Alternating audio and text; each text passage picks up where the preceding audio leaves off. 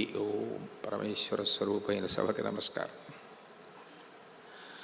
గంగానదీ వైభవం గురించి రాముడు వేసినటువంటి ప్రశ్నకి జవాబుగా విశ్వామిత్ర మహర్షి ఆ గంగానదీ వైభవాన్నంతటినీ కూడా స్తుతిస్తూ దేవసేనాపతి అయినటువంటి సుబ్రహ్మణ్యేశ్వర స్వామి వారి ఆవిర్భావానికి గంగానదియే కారణమైందని, ఆ గంగానది ఆనాడు శివతేజస్సుని భరించి షణ్ముఖుడు ఉత్పత్తి కావడానికి కారణభూతురాలు కాకపోయి ఉంటే సృష్టి అయోమయానికి లోనయ్యేదని, తారకాసుర సంహారం జరగడానికి మార్గం సుగమం అయ్యేది కాదని, అంతటి వైభవాన్ని సంతరించుకుని లోకోపకారం చేసినటువంటి మహాతల్లి గంగమ్మని, ఆయన గంగని స్తుతి చేస్తే ఆ బాలరాముడికి ఒక నది పట్ల ఎంత భక్తిభావం కలగాలో అంత భక్తిభావం కలిగింది.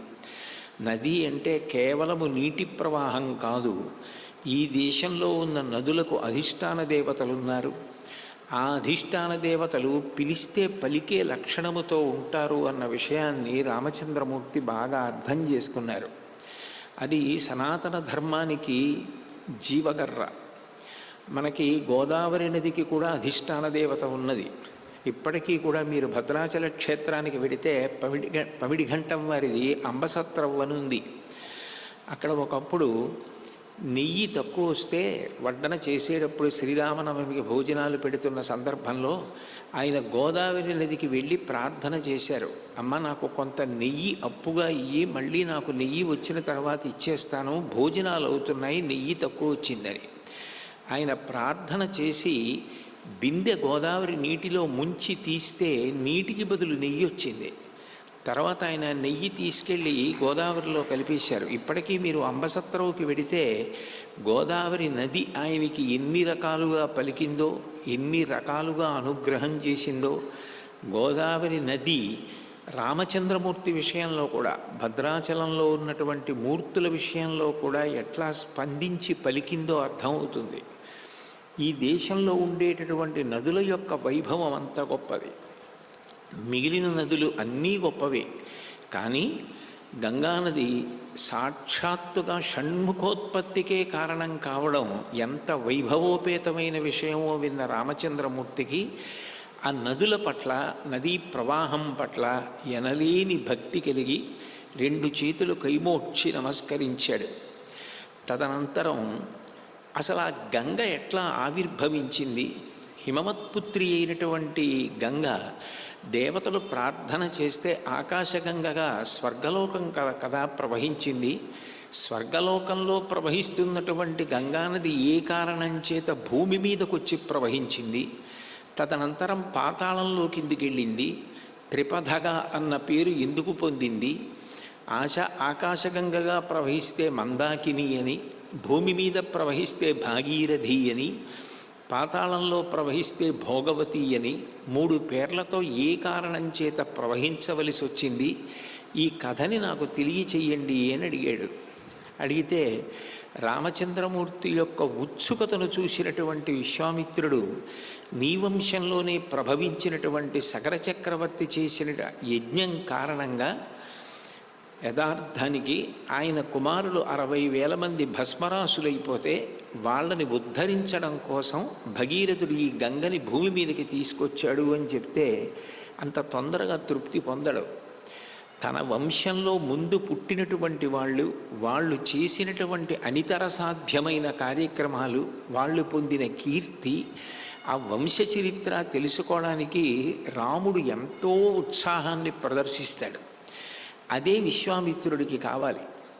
పూర్వపురుషులైన వారు ఎంత పరాక్రమంతో, ఎంత శౌర్యంతో, ఎంత వీర్యంతో, ఎంత కీర్తితో, ఎంత మహత్తరమైన ధృతితో ప్రవర్తించారో రాముడు తెలుసుకుంటే ఆ వంశంలో తాను పుట్టినందుకు వంశకీర్తికి అపవాదు రాకుండా తాను కూడా సమున్నతంగా ఎట్లా ప్రవర్తించాలి అన్న విషయంలో స్పష్టతని పొందుతాడు, ధృతిని పొందుతాడని ఆయనకి బాగా అర్థమయ్యేటట్టుగా ఆ కథని ఆవిష్కరించడం ప్రారంభం చేశాడు.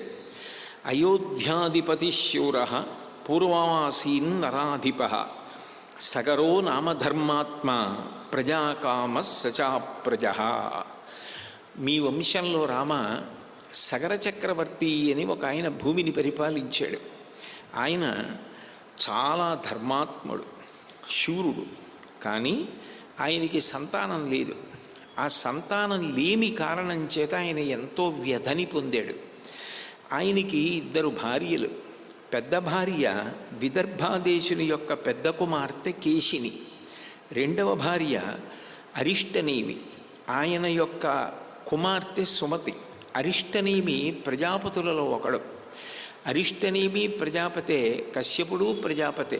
ప్రజాపతులలో అనేక మంది ఉన్నారు, దక్ష ప్రజాపతి అట్లా. అరిష్టనేమి ప్రజాపతి, కశ్యపుడు ప్రజాపతి. కాబట్టి కశ్యప ప్రజాపతి యొక్క కుమారుడు గరుత్మంతుడు. కాబట్టి అరిష్టనేమి యొక్క కుమార్తె సుమతికి గరుత్మంతుడు సోదరుడవుతాడు వరసకి. ఆ కారణం చేత గరుత్మంతుని యొక్క సోదరి అని రామాయణంలో వర్ణింపబడింది. ఆ అరిష్టనేమి కుమార్తె సుమతిని 2వ భార్యగా స్వీకరించాడు సగరుడు. అంటే ఒక భార్య వలన సంతానం కలగలేదని వేరొక భార్యని స్వీకరించాడు. అయినప్పటికీ సంతానం కలగకపోతే ఆ సంతానాన్ని పొందడం కోసమని భృగు ప్రస్రవణము అనబడే పరమ పవిత్రమైన ప్రాంతాన్ని హిమవత్ పర్వతంలో ఎంచుకొని అక్కడ 100 సంవత్సరముల పాటు తపస్సు చేశాడు. 100 సంవత్సరముల తపస్సు పూర్తయిన తర్వాత భృగు మహర్షి అనుగ్రహించారు. విశేషం ఏమిటంటే ఇక్కడ దైవం కాదు అనుగ్రహం, ఒక మహర్షి యొక్క అనుగ్రహం. ఒక్కొక్కసారి మహర్షులు అనుగ్రహించి ఈప్సితములను నెరవేర్చిన సందర్భములు పౌరాణిక వాంగ్మయంలో కనపడతాయి. కాబట్టి ఆ భృగు మహర్షి వచ్చి, నిన్ను నేను తప్పకుండా అనుగ్రహిస్తాను, నీ 2 భార్యల యందు కూడా ఉత్తములైన సంతానాన్ని పొందుతావు, ఒకరికి వంశకరుడైన కుమారుడు కలుగుతాడు. వంశకరుడైన కుమారుడు అంటే ఎవరి కారణంగా వంశం వర్ధిల్లుతుందో అటువంటి కుమారుడు కలుగుతాడు. 2వ వారికి 60,000 మంది మహోత్సాహవంతులైనటువంటి కుమారులు, కీర్తివంతులైన కుమారులు కలుగుతారన్నాడు. అంటే సగర చక్రవర్తి యొక్క భార్యలు కేశిని, సుమతి ఉత్సుకత ఆపుకోలేక, మాలో ఎవరికి వంశకరుడైన కుమారుడు కలుగుతాడు, ఎవరికి మహోత్సాహవంతులైన 60,000 మంది పిల్లలు కలుగుతారు తెలియచేయమన్నారు. అంటే భృగు మహర్షి అన్నారు, నేను అనడం ఎందుకు, మీరే కోరుకోండి, మీలో ఎవరు ఎట్లా కోరుకుంటే అట్లాగే జరుగుతుందన్నారు. అదృష్టం ఏమిటంటే ఇద్దరూ ఒక్కరినే అడగకుండా ఇద్దరూ చెరొక సంతానాన్ని అడిగారు. మునేస్తు వచనం శ్రుత్వా కేశినీ రఘునందన పుత్రం వంశకరం రామ జగ్రాహన్ నృపసన్నిధౌ. రామ సగర చక్రవర్తి పెద్ద భార్య అయిన కేశిని తనకు వంశకరుడైన కుమారుడు కావాలి అని కోరుకుంది. వంశకరుడు అంటే వంశం పెరగడానికి కారణభూతుడయ్యేవాడు అని, అందులోనే ఉంది అర్థం. సగరులు 60,000 మంది ఉన్నప్పటికీ వాళ్ళు వంశం వర్ధిల్లడానికి కారణము కారు అన్న విషయం అంతర్లీనంగా తెలుస్తోంది. 2వ భార్య అయిన సుమతి భృగు మహర్షిని వరమడిగింది. షష్ఠిం పుత్ర సహస్రాణి సుపర్ణ భగినీ తదా మహోత్సాహాన్ కీర్తిమతో జగ్రాహ సుమతి సుతాన్. నాకు మహోత్సాహవంతులైనటువంటి 60,000 మంది కుమారులు కావాలి, వాళ్ళు కీర్తివంతులు కావాలి. అటువంటి పిల్లల్ని నాకిమ్మని ఆమె అడిగింది. మీరు ఎట్లా కోరుకున్నారో అట్లాగే జరుగుగాక అన్నాడు. ఈ దేశంలో ఇదొక గొప్ప వైభవం. సర్వసాధారణంగా వాక్కు అవతల వారి అజ్ఞానమును పోగొట్టడానికి కారణమవుతుంది. అందుకే వేదం వాక్కుని అగ్నిహోత్రంతో పోలుస్తుంది. అగ్ని ఎట్లాగైతే దాహక శక్తిని కలిగి ఉండి తాను దేనిని స్పృశించిందో దానిని కాల్చేసినట్లు వాక్కు అవతల వారిలో ఉండే అజ్ఞానాన్ని దహిస్తుంది. దహించి అవతల వారికి ఆ విషయము తెలిసేటట్టుగా చేయగలిగినది వాక్కు. అటువంటి వాక్కు అవతల వారికి ప్రబోధం చేయడానికి పనికొస్తుంది. ఈ వాక్కుకి కూడా స్థాయి భేదం ఉంది. కొంతమంది చెవులు దొప్పలు చేసుకుని విషయాన్ని చెప్తున్నప్పుడు జుర్రుకుంటారు, ఎంతో విషయాన్ని మనసులో నిలబెట్టుకుంటారు, అనుష్ఠాన పర్యంతంలోకి తెచ్చుకుంటారు. మంచి ఉత్తమగతులు పొందుతారు. అది మంచి విషయం, అది కాదు అని ఎవ్వరూ అనలేరు. రెండవది వాగ్దేవీ కటాక్షం. వాగ్దేవీ కటాక్షం కలిగిన వారు తాము ఏది చదువుకున్నారో, తాము ఏది తెలుసుకున్నారో అది సభలోకి వచ్చినప్పుడు అందరికీ అర్థమయ్యేటట్టుగా క్రిందకి దిగి వచ్చి స్పష్టంగా మాట్లాడగలిగినటువంటి శక్తిని పొంది ఉంటారు. ఆ మాటలు కేవలం పొల్లు మాటలైతే దాని వలన ఏ ప్రయోజనం లేని విషయాన్ని అర్థమయ్యేటట్టుగా చెప్తే ఏ ప్రయోజనం ఉండదు. హరినామస్తుతి చేయు కావ్యము సువర్ణాంభోజి హంసావళీ సురుచిభ్రాజితమై మానస సరస్ఫూర్తిన్ విలుంగొందు శ్రీ హరినామస్తుతి లేని కావ్యము విచిత్రార్థాన్వితంబయ్యు శ్రీకరమయ్యుండ దయోగ్య దుర్మదన కాకోల కర్తాకృతిన్ అంటారు పోతన గారు. భగవంతుని యొక్క నామస్పర్శ కలిగినటువంటి గ్రంథం మానస సరోవరం లాంటిది. అక్కడికి హంసలు పెడతాయి. ఎంత విచిత్రమైన పదగుంభనంతో ఉన్నప్పటికీ, ఎంత గొప్ప అర్థాన్ని ప్రతిపాదించినప్పటికీ, అవతల వారికి అభ్యున్నతిని కల్పించగలిగిన సారవంతమైన విషయము భగవత్ స్పర్శాలీని గ్రంథములు ఏ ఉంటాయో అవి కాకులు వెళ్ళేటటువంటి ఇంగిలి విస్తళ్ళు పడవేసిన రేవు వంటివి అంటారు పోతన గారు. కాబట్టి అంత మంచి విషయాన్ని అవతల వారికి అర్థమయ్యేటట్టుగా చెప్పగలగాలి అంటే దానికి వాగ్దేవి కటాక్షం ఉండాలి. శంకర భగవత్పాదులు సౌందర్యలహరి చేస్తూ శరజ్యోత్స్నా శుద్ధాం శశియుత జటాజూటమకుటాం వరత్రాసత్రాణ స్ఫటిక గుటికా పుస్తకకరాం సకృన్నత్వానత్వా కథమివ సతాం సన్నిధదతే మధుక్షీరద్రాక్ష మధురి మధురీణా పణితయ అంటారు. మధు క్షీర ద్రాక్ష, తేనె ఎంత తీయగా ఉంటుందో పసిపిల్లల దగ్గర నుంచి వృద్ధుల వరకు అందరికీ ఎంత తేలికగా జీర్ణమైపోతుందో, ఎంత ఆరోగ్యప్రదాయిని అయి ఉంటుందో అంతటి మధురమైన సారవంతమైన వాక్కులు మాట్లాడగలిగిన శక్తి క్షీర. పాలు భోజనానికి ప్రత్యామ్నాయం. ఆవు పాలు తాగేస్తే ఒక భోజనం చేసేసినట్లే. అంత గొప్పదై సన్యాసుల దగ్గర నుంచి సామాన్య గృహస్థు వరకు అందరూ పాలు స్వీకరిస్తారు. పసిపిల్లలు కూడా పాలు తాగి వృద్ధిలోకి వస్తారు. సమీకృత ఆహారమైన పాలు ఎట్లా పోషక శక్తిని కలిగి ఉంటాయో అట్లా సాత్వికమైనటువంటి వాక్కుల ద్వారా అవతల వారికి జ్ఞానమును ఇవ్వగలిగిన శక్తిని కలిగి ఉండడమే పాలతో సమానమైన వాక్కులను పొంది ఉండడం. మధు క్షీర ద్రాక్ష, తొక్క తీసి తినవలసిన అవసరం లేకుండా వృద్ధుడైపోయినా దంతపటిమ లేకపోయినా నోట్లో వేసుకుని నొక్కినంత మాత్రం చేత తీయటి రసం చిప్పిల్లి అవతల వారికి ఆరోగ్యకరమైనటువంటి ద్రాక్ష పండు ఎంత గొప్పదో అంత మధురమైనటువంటి వాక్కులు పలకగలిగినటువంటి శక్తి తెల్లటి వస్త్రం కట్టుకున్న సరస్వతీదేవి యొక్క అనుగ్రహము ఎవరి యందు ప్రసరించిందో వారికి కలుగుతుంది అని శంకర భగవత్పాదుల యొక్క నిర్ణయం. వారు ఎంత పూజ చేస్తే కలుగుతుంది అంటే వారు గత జన్మలలో చేసిన పుణ్యం కారణంగా సకృన్నత్వానత్వా, వారు ఒక్క మాట భగవంతుడికి నమస్కరించినా వారి చిత్తశుద్ధిని చూసి పరదేవత అట్లా అనుగ్రహిస్తుంది అని. కాబట్టి మధు క్షీరద్రాక్ష మధురి మధురీణా పణితయ. మూడవది ఇంతకన్నా పెద్ద స్థాయి. ఎర్రని బట్ట కట్టుకున్న సరస్వతీదేవిని శంకరాచార్యులు వారు ఉదాహరిస్తారు. అందులో ఎర్రటి బట్ట కట్టుకున్న సరస్వతీదేవి యొక్క అనుగ్రహము కలిగి ఉండడము అంటే చాలా అరుదైన స్థితిని పొందుతారు. తాను నాయకుడుగా భగవంతుణ్ణి నాయకుడుగా తనను నాయికగా ఊహించుకుని గొప్ప స్తోత్రాలు చేస్తారు. అది చేసేటప్పుడు ఇంకా నాయికాభావన పొంది కందుల వెంట ఆనంద భాష్పాలు పడుతుండగా చేస్తారు. అరుణాచలంలో భగవాన్ రమణులు అరుణాచల అక్షర మణిమాల అని ఒక గ్రంథాన్ని అటువంటిది చేశారు. అంటే అంత గొప్ప స్థితిని పొందాలి అంటే అది ఎర్రటి వస్త్రం కట్టుకున్నటువంటి సరస్వతీదేవి యొక్క అనుగ్రహము చేత కొంతమందికి మాత్రమే లభిస్తుంది అని. అంతకన్నా పై స్థాయి గొప్ప తపస్సు చేసినటువంటి వారు ఎవరుంటారో వారు అన్నది నిజమవుతుంది తప్ప వారు నిజమన్నారు అని అనకూడదు. వారి వాక్కుకి అంత శక్తి ఉంటుంది.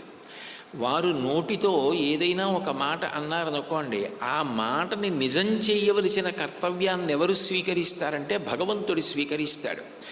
విధివశము చేత అక్కడ వేరొక రకంగా జరగవలసి ఉన్నప్పటికీ మహాత్ముల నోటి వెంట ఏ మాట వచ్చిందో ఆ మాట అట్లాగే జరిగేటట్లుగా భగవంతుడు చూస్తూ ఉంటాడు. అందుకే మీరు రామాయణంలో గమనిస్తే నందీశ్వరుడు ఒకప్పుడు వానర సమూహముల వలన లంకాపట్టణానికి చేటు కలుగుతుందని శపించిన కారణం చేత దేవతలు, ఋషులు, యక్షులు, గంధర్వులు, కిన్నెరులు మీ అందరూ కూడా వానరుల యొక్క అంశతో వెళ్ళి లంకాపట్టణానికి చేటు కల్పించండి అని బ్రహ్మగారు అనుగ్రహించాడు. అంటే ఒక మహాత్ముడి నోటి వెంట వచ్చిన మాటని నిజం చేసే కర్తవ్యాన్ని భగవంతుడు స్వీకరిస్తాడు. ఇక్కడ భృగు మహర్షి అనుగ్రహించారు. అంటే వారి తపశ్శక్తి అటువంటిది. అంత తపశ్శాలురైన వ్యక్తులు సంతోషాన్ని పొంది మంచి మాట అన్నారనుకోండి, అదే జరుగుతుంది. వారి నోటి వెంట రాకూడని మాట వచ్చిందనుకోండి, అంత ప్రమాదము తటస్థిస్తుంది. అందుకే సంయమనము, ఓర్పు అన్నది అంత అవసరమై ఉంటుంది. క్షమించు వానికని చాలమి పెట్టెదరు అయినం తలపన్ అనూన క్షమయమెరయు తొడవు ఉత్తమ రూపంబు కోరువారు దాల్తురు దానిన్నంటారు తిక్కన గారు భారతంలో. అది ఒక అద్భుతమైనటువంటి ఆభరణం. అటువంటి ఓర్పు అందరూ పట్టలేరు. అటువంటి ఓర్పు శక్తి ఉండి కూడా అవతల వారు ఆయన చేతకానితనమని అనుకుంటున్నా కూడా హద్దు దాటకుండా ఓర్పు పట్టాలి అంటే దానికి ఎంత గొప్ప ఆభరణమైనటువంటి ఆ సహనాన్నో ధరించినటువంటి వాడై ఉండాలి.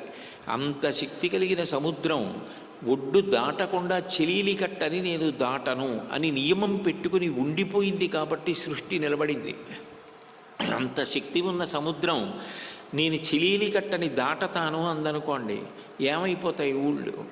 ఆ సంయమనం పాటించడంలో, ఆ ఓర్పు పాటించడంలో అసలు ఈ సృష్టి అంతా నిలబడి ఉంది. నాతి చరామి, ఆ ఒక్క మాటకి కట్టుబడడం చేత సనాతన ధర్మంలో గృహస్థాశ్రమ వైభవం అంతా నిలబడి ఉంది. ఒక్కొక్క మాట సంయమనానికి, ఓర్పుకి, మనిషి జీవితంలో ప్రవర్తించవలసిన విధానానికి హద్దులుగా నిర్ణయింపబడి ఉంటాయి. భృగు మహర్షి నోటి వెంట ఏది వచ్చిందో అది జరిగి తీరవలసిందే. కాబట్టి సుమతికి వంశకరుడైనటువంటి కుమారుడు కలగాలి. కేసినికి 60,000 మంది మహోత్సాహవంతులు కావాలి. ఇప్పుడు మీరు ఇక్కడ ఉన్న సూక్ష్మమైన భేదాన్ని గమనించాలి. మనిషికి ఎప్పుడూ ఉత్సాహం ఉండాలి. ఉత్సాహం లేని మనిషి అసలు కార్యాన్ని సాధించలేడు. రామాయణంలోనే అయోధ్యకాండలో ఒక చోట కౌసల్య మాట్లాడుతూ అంటుంది, ఉత్సాహో బలవాన్ నార్యా నాస్తుత్యాహత్పరం బలం సోత్సాహస్యాస్తిలోకీస్మిన్ నకించిదపి దుర్లభం అంటుంది. ఉత్సాహవంతుడైన వ్యక్తి సాధించలేనిది లోకంలో ఉండదు. చదువుకునేవాడికి చదువు యందు ఉత్సాహం ఉండాలి. బరువుగా చదవకూడదు.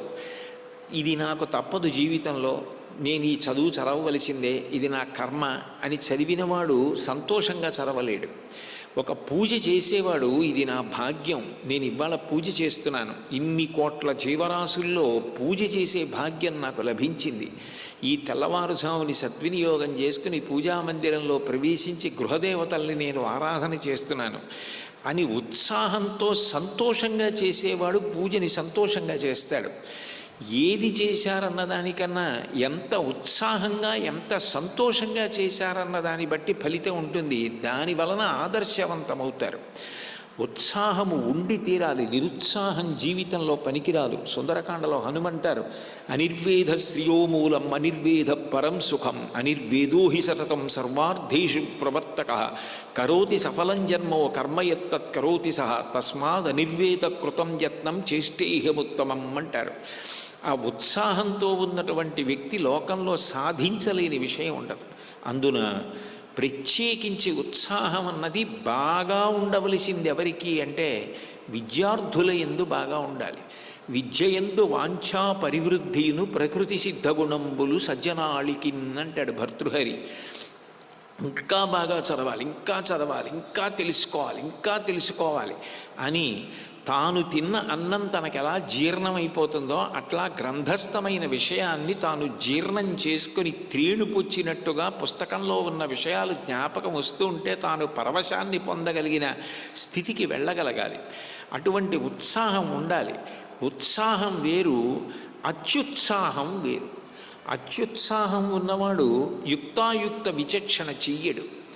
ఈ పని నేను చెయ్యొచ్చా, ఈ పని నేను చెయ్యకూడదా, ఇది నాకు సాధ్యమా, ఇది సాధ్యం కాదా, ఇది సత్యమా, ఇది అసత్యమా, నేను దీని గురించి కొంత విచారణ చెయ్యాలా, విచారణ చెయ్యక్కర్లేదా, ఇదేమీ లేకుండా ఏది తనకి ఎదురుగుండా కనపడితే అదే సత్యమని తను ఏ పని చేస్తున్నాడో ఆ పనిలో ఇక హద్దులేని ఉత్సాహాన్ని ప్రదర్శించిన కారణం చేత ఎంత హింస జరుగుతున్నా, ఎన్ని ఇబ్బందులు ఏర్పడుతున్నా వాటిని పట్టించుకోకుండా నేను చేసేస్తున్నానా లేదా అని చేసుకెళ్ళిపోతున్న వాడెవరున్నాడో వాడి వలన విపరీత పరిణామములు ఏర్పడతాయి.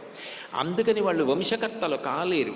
ఎక్కడ మహోత్సాహం ఉందో, అత్యుత్సాహం ఉందో అది ఎప్పుడో అప్పుడు అర్ధంతరంగా ముగిసిపోవడానికి కారణమవుతుంది. రామాయణం మనకి జీవితంలో కొన్ని ప్రధానమైన విషయాలు నేర్పుతుంది. ఎంత గొప్ప కార్యాన్నో సాధించిన వారు అని కీర్తి రావచ్చు, కానీ వారి అత్యుత్సాహం తర్వాత కొన్ని తరాల వరకు ఇబ్బందికి తీసుకెడుతుంది. వింటున్నాడు బాలరాముడు, విశ్వామిత్రుడు చెప్తున్న మాటలన్నీ వింటున్నాడు. అర్థమవుతోంది, ఓ మా వంశంలోనే పూర్వం ఇట్లాంటి వాళ్ళు కూడా పుట్టారు. అట్లాంటి వాళ్ళు పుట్టి అత్యుత్సాహంతో ప్రవర్తించిన కారణం చేత ఖచ్చితంగా ఇబ్బందులు ఏర్పడి ఉంటాయి. ఇప్పుడు మహర్షి అన్న మాటలు నిజమవుతున్నాయి. అయితే మహోత్సాహవంతులైన వారు పుట్టాలని ఎందుకని ఉంటారు అంటే, అత్యుత్సాహంతో వాళ్ళు చేసిన పని విపరీత పరిణామాలు తీసుకొచ్చినా దానివల్ల ప్రయోజనం కూడా ఏదో జరిగి ఉండాలి.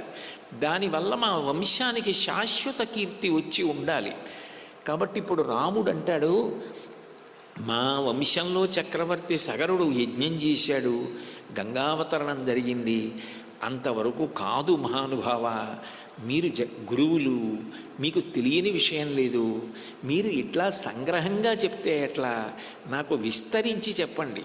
అసలు మా వంశంలో పూర్వచక్రవర్తి అయినటువంటి ఆ సగరుడు ఎక్కడ చేశాడు యజ్ఞం, ఎందుకు చేశాడు, ఈ మహోత్సాహవంతులైన కుమారుల వలన ఏం జరిగింది, గంగావతరణం ఎందుకు జరిగింది, త్రిపథకగా గంగ ఎందుకు ప్రవహించింది, మీ వంటి మహాత్ములు తప్ప నాకెవరు చెప్తారు, కాబట్టి చెప్పండి అని అడుగుతాడు.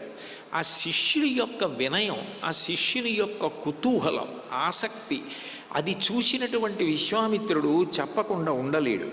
కాబట్టి ఆయన అన్నాడు, ఎట్లా కోరుకున్నారో రామ అట్లాగే జరిగింది. పెద్ద భార్య అయిన కేశిని వంశకరుడైన కుమారుడు కావాలి అని అడిగింది కాబట్టి ఆమెకి అసమంజసుడు అన్న కుమారుడు కలిగాడు. అట్లాగే కేశినికి ఒక సొరకాయ వంటి పిండం ఒకటి బయటికి వచ్చింది. ఆ పిండము పగిలి అందులోంచి 60,000 మంది పిల్లలు బయటికి వచ్చారు. అంటే చిన్న చిన్న పిండములుగా, పూర్తి శరీరములు ఏర్పడని వాళ్ళు వచ్చారు.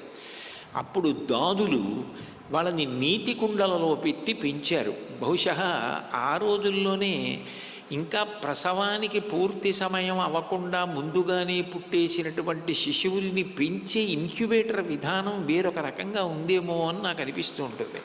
కాబట్టి ఈ 60,000 మందిని కూడా నీతిని నింపినటువంటి పాత్రల యందుంచి దాదులు పెంచి పెద్ద చేశారు. ఈ అంశుమంతుడికి వివాహం చేశాడు సగర చక్రవర్తి. వివాహం ఎందుకు చేశాడు అంటే, ఈ అంశుమంతుని యందు ఒక విపరీత ధోరణి ఉండేది. ఎక్కువగా పిల్లలు ఆడుకునేటప్పుడు తోటి పిల్లలతో కలిసి సంతోషాన్ని అనుభవించాలి. మిగిలిన పిల్లలు బాధపడితే వీడు సంతోషించడం అలవాటు చేసుకున్నాడు. అంటే మిగిలిన పిల్లల్ని బాధ పెట్టి సంతోషించడం ఆయనకు ఆట. ఇది పోవాలి అంటే వీడికి పెళ్ళై పిల్లలు ఉంటే వీడికి పిల్లల విలువ తెలుస్తుందని పెళ్లి చేశాడు రాజు. ఈ అంశుమంతుడు ప్రతిరోజు సాయంకాలం సరయూ నదీ తీరానికి వెళ్ళేవాడు. నగరంలో ఉన్న పిల్లల్ని ఆడుకోవడానికి రమ్మని పిలిచేవాడు. రాజుగారి కొడుకు, అందుకని అందరూ వచ్చేవారు. ఈ పిల్లల్ని సరయూ నదిలోకి తోసేసేవాడు. తోసేసి వాళ్ళు ఒడ్డుకి రాకుండా బాగా లోతుగా ఉన్న వైపు వాళ్ళని తోసేసి వాళ్ళు మునకలు వేసి బయటికి రాలేక ఉక్కిరి బిక్కిరై మునిగిపోతుంటే తాను పరమానందాన్ని పొందుతుండేవాడు. అదొక పైశాచికమైనటువంటి ఆనందం.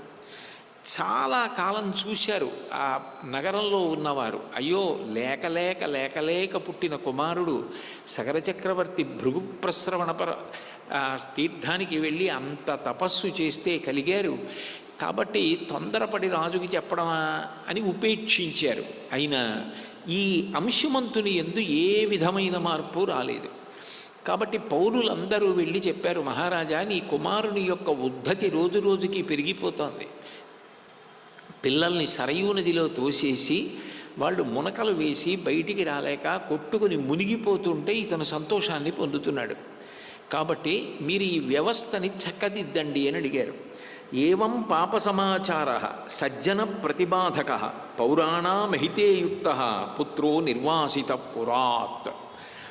ఇంత సంతానం కోసం అలమటించిన సగర చక్రవర్తి అంత తపస్సు చేశాడు 100 సంవత్సరాలు. అప్పుడు పుట్టిన కొడుకు వంశకరుడు. అయినా కూడా ప్రజల పట్ల అమర్యాదతో ప్రవర్తించి ప్రజల యొక్క పిల్లల్ని సరయూ నదిలో తోసేసి పైశాచిక ఆనందం అనుభవిస్తున్నాడు. కాబట్టి నేను వీడికి నగర బహిష్కారం విధిస్తున్నాను, వీడు అసలు అయోధ్యలో ఉండడానికి వీల్లేదని బయటికి పంపించేశాడు. అంటే ఒక కొడుకు లేడని ఏడవడమే చాలా బాధాకరమైన విషయం. 100 సంవత్సరములు తపస్సు చేసిన తర్వాత మహర్షి యొక్క వరం వలన కలిగినటువంటి కుమారుడు ఇంత నేరాన్ని చేస్తే ఎట్లాగో అట్లా సర్ది చెప్పేసి కుమారుణ్ణి రక్షించుకోవడం కాకుండా కుమారుడు దోషం చేశాడు అని తెలియగానే ఆ కుమారుణ్ణి వదిలిపెట్టేయడానికి సిద్ధపడ్డ త్యాగమూర్తులు నీ వంశంలో పుట్టారు రామ, గుర్తించు. ఇది రాముడి మనసులో నాటుకుంటోంది. ఇంతటి ధర్మాత్ములు ధర్మం కోసం అవసరమైతే నావారన్న వారిని చూడకుండా పరిత్యజించినటువంటి మహాపురుషులు పుట్టినటువంటి వంశం. కాబట్టి కొడుకునే వదిలిపెట్టేశాడు. ఆ అంశుమంతుని యొక్క కుమారుడు సగర చక్రవర్తి దగ్గర పెరుగుతున్నాడు. అసమంజసుడు అని పేరు. ఆయన పెరుగుతున్నాడు. ఆయన పినతండ్రులు 60,000 మంది సగరులు. నీ పూర్వుడు ఆ సగర చక్రవర్తి యజ్ఞం ఎట్లా చేశాడని అడిగావు కదూ. ఒక పక్క హిమవత్ పర్వతం ఉంటుంది ఉత్తర దిక్కున, వేరొక పక్కన వింధ్య పర్వతం ఉంటుంది. విశ్వామిత్రుడు ఎంత గొప్పగా వర్ణిస్తాడో. ఈ రెండిటి మధ్య పెద్ద పెద్ద నగరాలు లేని కారణం చేత ఇవి రెండు ఒకదాన్ని ఒకటి చూసుకుని మాట్లాడుకుంటున్నాయా అన్నట్లుగా ఉంటుంది. ఈ 2 పర్వతాల మధ్యలో ఉన్న ప్రదేశం పరమ పవిత్రమైనటువంటి ప్రదేశం. ఇంత పవిత్రమైన ప్రదేశంలో యజ్ఞం చేస్తే బాగుంటుంది అని ఆలోచన చేసి సగర చక్రవర్తి అక్కడ యజ్ఞాన్ని సంకల్పం చేశాడు. ఆ యజ్ఞం చేస్తున్నప్పుడు అశ్వాన్ని విడిచిపెట్టాలి. కాబట్టి ఒక శుభముహూర్తాన్ని చూసి అశ్వాన్ని విడిచిపెట్టి మనవడైనటువంటి అంశుమంతుణ్ణి పిలిచి ఈ గుర్రానికి రక్షకుడిగా నువ్వు కూడా వెళ్ళు అన్నాడు. అంటే గుర్రానికి రక్షకుడుగా అంశుమంతుడు కూడా బయలుదేరాడు. ఆ గుర్రంతో పాటుగా మరికొంతమంది పండితగణాన్ని విద్వాంసుల్ని కూడా పంపించాడు. ఆ గుర్రం కొంతకాలం దేశమంతటా తిరిగింది. రాక్షసీం తనుమాస్థాయ యజ్ఞీయాశ్వమపాహరత్. ఇంద్రుడు రాక్షస వేషాన్ని ధరించి ఆ గుర్రాన్ని అపహరించాడు. యజ్ఞం పూర్తి చేయడానికి అవకాశం లేదు అశ్వం తిరిగి రాకపోతే. కాబట్టి యజ్ఞం మధ్యలో ఆగిపోకూడదు. అలా ఆగిపోతే యజ్ఞానికి అభ్యంతరం ఏర్పడింది అని. అట్లా అభ్యంతరం ఏర్పడి దాన్ని తొలగతోయలేకపోతే, అధిగమించలేకపోతే దాన్ని సంకల్పం చేసిన యజమాని, దానితో పాటుగా యజ్ఞం చేస్తున్న ఋత్విక్కులు అందరికీ కూడా అమంగళకరమైన పరిస్థితి ఏర్పడుతుంది. కాబట్టి ఎట్లాగైనా అశ్వాన్ని తీసుకురావాలి. ధూర్తతనంతో అశ్వాన్ని అపహరించిన వాడిని సంహరించి అశ్వాన్ని మళ్ళీ వెనక్కి తీసుకురావాలి. అయితే సాధారణంగా మీరు ఈ పౌరాణిక వాంగ్మయం పరిశీలిస్తున్నప్పుడు ఒక విషయం కనపడుతుంది. ఎవరైనా తపస్సు చేస్తున్నారనుకోండి, వెంటనే ఇంద్రుడు అప్సరోగణాన్ని పిలుస్తాడు. మీరు వెళ్ళి అక్కడేదో నృత్యం చేయండి, వసంతుడు మీ వెనకాతలు వస్తాడు, కోయిల వస్తుంది, పాట పాడుతుంది వాళ్ళ తపస్సు భంగం చేసేయండి అంటుంటాడు. ఏమిటి ఇంద్రుడికి ఈ తాపత్రయం? ఎవరు తపస్సు చేసినా ముందు ఆయనే ఉలిక్కి పడి తపోభంగం చేస్తూ ఉంటాడు. ఎందుకు అట్లా చెయ్యడం అంటే అది కేవలం దుష్కృత్యంగా భావిస్తారు కాదు. అట్లా ఎందుకు చేస్తాడంటే ఇంద్రుడు దేవతలకు అధిపతి. దేవతలు కూడా అన్నం తినాలి. దేవతలకి అన్నం ఎక్కడి నుంచి వస్తుందంటే హవిర్భాగం ద్వారా వస్తుంది. సనాతన ధర్మం అత్యంత ప్రధానమైన విషయం ఏమిటంటే అగ్ని ఆరాధన. సనాతన ధర్మానికి ఉన్నటువంటి జీవతమమైన సిద్ధాంతం అగ్నిని ఆరాధించడం. అందుకే మీరు చూడండి, పుట్టుక దగ్గర నుంచి మృత్యువు వరకు కూడా అగ్ని ఆరాధన అంత ప్రధానమై ఉంటుంది. ఆఖరికి ఎంత గొప్పగా ఉంటుందంటే ఇల్లాలు వండినటువంటి అన్నపు పాత్రని కూడా దక్షిణం వైపుకి దింపకుండా ఉత్తరం వైపుకి దింపుతారు. ఎందుకంటే ఇది దేవతలకి పనికి వచ్చుగాక, అట్లా ప్రసాదంగా ఇంట్లో వాళ్ళందరూ తిని వృద్ధిలోకి వచ్చుగాక. యజ్ఞయాగాది క్రతువులలో హవిస్సుని సమర్పిస్తే అది దేవతలు తిని వర్షం కురిపిస్తారు. అంటే దేవతలకి ఆహారం దేని మీద ఆధారపడింది? మనం చేసేటటువంటి పుణ్యకర్మ యజ్ఞయాగాది క్రతువుల మీద ఆధారపడింది. ఇప్పుడు యజ్ఞయాగాది క్రతువులు అదే పనిగా ఒక వ్యక్తి పరమ భక్తితో శ్రద్ధతో నియమంతో చేసుకుంటూ వెళ్ళిపోతున్నాడు అనుకోండి, కొంతకాలానికి ఏమవుతుంది? ఆయనకి అంటూ ఒక కోరిక లేదు, ఒక కోరికతో చేయట్లేదు. నిజంగా చెప్పాలి అంటే సగరుడికి ఏ కోరిక లేదు. ఎందుకనంటే ఇప్పుడు సగరుడికి వంశకరుడైనటువంటి కొడుకు పుట్టాడు. అందుకే అసమంజసుడికి రాజ్య బహిష్కారం విధించిన నగర బహిష్కారం. ఆయనకి కొడుకు పుట్టాడు. ఆ కొడుకు పుట్టిన కారణం చేత అంశుమంతుడున్నాడు. వేరొక భార్య యందు పుట్టిన 60,000 మంది పిల్లలు సగరులు ఉన్నారు. ఆయనకి సంతానలేమి సమస్య లేదు, రాజ్యం ఉంది, ధార్మికంగా పరిపాలిస్తున్నాడు. మరి యజ్ఞం ఎందుకు చేశాడు అంటే ఇది నేను చెయ్యవలసిన పని అని చేసుకుంటూ వెళ్ళిపోతున్నాడు. ఇప్పుడు ఇలా కొంతకాలం ఏ కోరిక లేకుండా నిస్వార్థంగా భగవంతుణ్ణి ఆరాధించారనుకోండి, అది దేనికి కారణమవుతుంది అంటే చిత్తశుద్ధికి కారణమవుతుంది. నేను అన్నది మీకు బాగా అర్థమయ్యేటట్టు నేను చెప్పగలిగానో లేదో నాకు తెలియదు, కానీ మీకు ఇంకా బాగా అర్థం అవ్వాలి అంటే నేను ఒక్క ఉపమానం చెప్తే మీకు అర్థమవుతుంది. నేను మీకు కొన్ని పచ్చిమిరపకాయలు, 4 ఎండుమిరపకాయలు, కాస్త చింతపండు, ఉప్పు, కొన్ని నీళ్లు ఇచ్చి మీరు ఎట్లా వాడుకుంటే అట్లా వాడుకోండి అన్నాను అనుకోండి. మీరు దానితో చారు పెట్టుకుని చారు తాగడమో చారుతో అన్నం కలుపుకు తినడమో చేశారనుకోండి, మీకు పుష్టి కలుగుతుంది. మీరు చారు పెట్టుకోకుండా ఈ పచ్చిమిరపకాయలు, చింతపండు, ఎండుమిరపకాయలు, ఉప్పు వీటిని ముద్ద చేసి మీ దగ్గర ఉన్న పాత్రని తోముకున్నారనుకోండి, దాన్ని నీటితో కడిగితే ఆ పాత్ర తల మెరుస్తుంది. అంటే ఇప్పుడు ఆ పాత్ర తనంత తాను మెరుపుని కలిగి ఉంది, కానీ దాని మీద మలినం అడ్డొచ్చింది. ఇప్పుడు మీకు ఇచ్చిన పదార్థం ఆ మలినం పోవడానికి కారణమైంది. పాత్రకి కొత్తగా మెరుగు రాలేదు, మెరుగుకు అడ్డొచ్చిన మలినం పోయింది.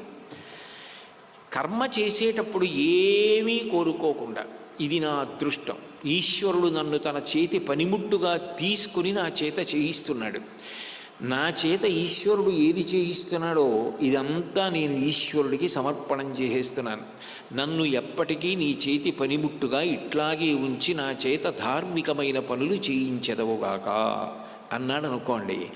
ఆయన చారు పెట్టుకోవట్లేదు అంటే అది ఆయనకి పుణ్యం కాదు. ఆయనకి పుణ్యం కాదు కాబట్టి అనుభవించడానికి ఆయన మళ్ళీ శరీరంతో రావలసిన అవసరం ఉండదు. పుణ్యం ఉందనుకోండి, దానికి సుఖాన్ని అనుభవించడానికి రావాలి. అవి పెట్టి పాత్ర తోమితే మెరుపు ఎలా వచ్చిందో, నిస్వార్థంగా కర్మలు చేసుకుంటూ వెళ్ళగా అవిద్య తొలగిపోతుంది. అవిద్య తొలగిపోతే అదే జ్ఞానము కలగడానికి కారణం, చిత్తశుద్ధి, పాత్రత. అప్పుడు పరమేశ్వరుడు జ్ఞానమును అనుగ్రహిస్తాడు. అది పుస్తకాలు చదివితే వచ్చేది కాదు, అనుభూతి. అందుకని ఉత్తమ కర్మలు చేస్తారు. కర్మ చెయ్యకుండా ఉండడానికి వీలు లేదు, కర్మ చెయ్యవలసిందే. ఎందుకు చెయ్యాలి అంటే కర్మలు చేస్తే తప్ప చిత్తశుద్ధి ఏర్పడదు. ఆ చిత్తశుద్ధి ఏర్పడితే దానిని పాత్రతగా భగవంతుడు జ్ఞానమిస్తే జ్ఞానాద్దేవతు కైవల్యం, దాని చేత మోక్షాన్ని పొందుతాడు. అందుకని ఈ కర్మలు ఇట్లా చేసుకుంటూ వెళ్ళిపోయాడు అనుకోండి నిస్వార్థంగా, ఆయనకి భగవంతుడు జ్ఞానం ఇచ్చి మోక్షం ఇచ్చేసాడు అనుకోండి, ఇక మళ్ళీ అట్లా కర్మలు చేసేవాడు వస్తాడని నమ్మకం లేదు. అట్లా కర్మలు చేసేవాడు ఉంటే తప్ప దేవతలకు అన్నం దొరకదు. దేవతలకు అన్నం దొరకాలంటే దేవతలకు అధిపతి అయిన ఇంద్రుడు ఏం చేయాలి? అవతల వాళ్ళు నిస్వార్థంగా కర్మలు చేసుకుంటూ వెళ్ళిపోకుండా, మోక్షము వైపుకి వెళ్ళిపోకుండా, పాత్రత ఏర్పడకుండా, వాళ్ళు ఇంకా కర్మలు చేయడానికి వీలుగా వాళ్ళకి ఏవో ప్రతిబంధకాలు కల్పించి వెనక్కి లాగుతూ ఉండాలి. అందుకని ఇంద్రుడు తన దగ్గర ఉన్న దేవతల శ్రేయస్సు కొరకు దీన్ని చేస్తాడు. అందుకే మీరు చూడండి, ఎప్పుడైనా ఇంద్రుడికి దోషం వచ్చిందనుకోండి, వెంటనే ఋషులు దేవతలు అందరూ కలిసి మంత్రపూరిత జలాల చేత ఆయన్ని శుద్ధి చేస్తారు. మలదకరూష దేశముల విషయంలో ఇంద్రుడిని శుద్ధి చేయడానికి కారణం అదే. ఇంద్రుడు ఎప్పుడు దోషం చేసినా దేవతలు ఎందుకు శుద్ధి చేస్తారంటే, వీళ్ళ కొరకు ఆయన పరిపాలకుడుగా నింద తెచ్చుకుని కూడా ముందుకెడుతూ ఉంటాడు కాబట్టి ఇంద్రుణ్ణి రక్షించుకుంటూ ఉంటారు వాళ్ళు. కాబట్టి ఇంద్రుడు యజ్ఞాశ్వాన్ని అపహరించాడు. పౌరాణిక వాంగ్మయంలో జరిగే విషయాన్ని వేదాంత ధోరణితో సమన్వయం చేసుకుని సరిగా అర్థం చేసుకోకపోతే ఇంద్రుడంటే ఎప్పుడూ ఇట్లాంటి పనులు చేసేవాడు అని అనిపిస్తుంది. ఎవరి పని వాళ్ళు చేస్తారు. ఏ పని ఎవరు చేస్తున్నారో వాళ్ళకి అది గొప్ప. ఒకరి ఆహారం ఒకరికి విషం కావచ్చు. నాగుపాం విషం తీసేస్తే నాగుపాం దెబ్బతినచ్చు, కానీ ఆ విషం తీసి వైద్యుడు శుద్ధి చేస్తే వేరొకరికి ఔషధమై బ్రతకడానికి కారణం కావచ్చు. కాబట్టి ఇప్పుడు ఇంద్రుడు ఆ యజ్ఞాశ్వాన్ని అపహరించాడు. రాక్షసీం తనుమాస్థాయ యజ్ఞీయాశ్వం అపాహరత్. ఆ గుర్రం వెంట వెళ్ళినటువంటి అంశుమంతుడు సగర చక్రవర్తి మనవడు విద్వాంసులతో కలిసి తిరిగి వచ్చేసాడు. వచ్చేసి, తాతగారు నాకు ఆ అశ్వం కనపడలేదు, ఎవరో ఎత్తుకుపోయారు. నేను అంతటా పరిశీలించాను కానీ నాకు కనపడలేదు. నాతో వచ్చిన విద్వాంసులు కూడా తెలుసుకోలేకపోయారు. కాబట్టి ఇప్పుడు ఏం చెయ్యాలని అడిగాడు. సగర చక్రవర్తి యజ్ఞం చేయిస్తున్న ఋత్విక్కుల వంక చూశాడు. ఆ ఋత్విక్కులు అన్నారు, ఈ యజ్ఞానికి సంకల్పం చేసిన వాడివి నువ్వు. ఇప్పుడు ఈ సంకల్పానికి ప్రతిబంధకంగా యజ్ఞాశ్వం అపహరింపబడితే అపహరించిన వాడిని వెతికి పట్టుకుని సంహారం చేసి యజ్ఞాశ్వాన్ని తీసుకొచ్చి పూర్తి చెయ్యకపోతే యజ్ఞము దోషభూయిష్టమైంది. అంటే యజ్ఞము పూర్తి చెయ్యని దోషం వచ్చింది. తత్కారణము చేత నీకు మాకు కూడా అమంగళం కలుగుతుంది. కాబట్టి ఎట్లాగైనా యజ్ఞాశ్వాన్ని తీసుకురావాలన్నారు.